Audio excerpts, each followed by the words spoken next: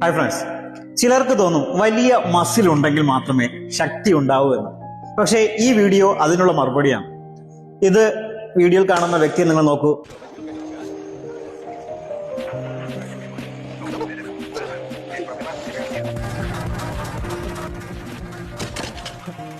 Sorry, I need a swing here. I will put it back. No worries.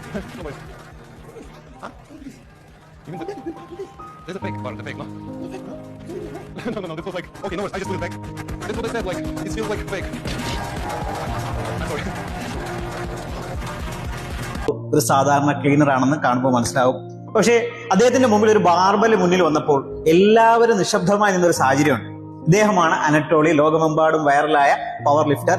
മസിലുകൾ വലിയതല്ല, പക്ഷേ ശക്തി അതിശയിപ്പിക്കുന്നതാണ്. അദ്ദേഹം നമ്മെ പഠിപ്പിച്ച ഒരു കാര്യം അത് ഇത്ര മാത്രമാണ്: muscle don't define your power, your mind and training to. വലിയ മസിലുകൾ ഉണ്ടെങ്കിൽ പോലും എല്ലാവർക്കും അനറ്റോളിയെ പോലെ ലിഫ്റ്റ് ചെയ്യാൻ സാധിക്കില്ല. എന്തുകൊണ്ടെന്ന് വെച്ചാൽ അനറ്റോളിയുടെ ശക്തി ബ്രെയിനും മസിലിനും ഇടയിലുള്ള ഒരു കണക്ഷനാണ്.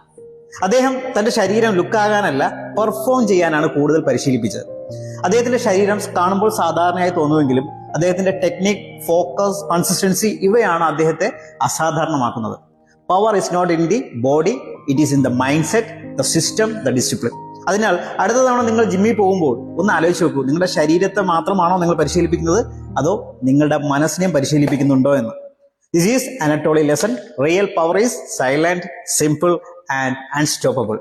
If this story inspired you, hit like, share and don't forget to subscribe for more fitness motivation. Thank you.